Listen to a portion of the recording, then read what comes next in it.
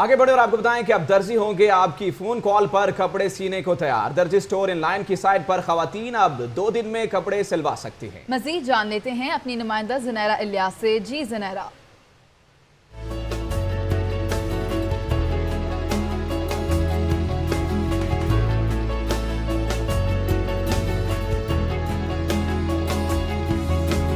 ईद के करीब आते ही दर्जियों के नखरे आसमान पर पहुंच जाते हैं। ईद से कई दिन पहले ही बुकिंग बंद कर दी जाती है। ईद के पुरमसरत मौके पर कपड़े सिलाई करवाना किसी इम्तिहान से कम नहीं होता, मगर अब खवातीन के लिए मुश्किल हो गई है आसान। अब दर्जी ऑनलाइन भी दस्तयाब होंगे। सोशल मीडिया पर ऑनलाइन दर्जियों को कॉल करें, ऑर्डर बुक करवाएं और सिले हुए कपड़े घर पर पाएं।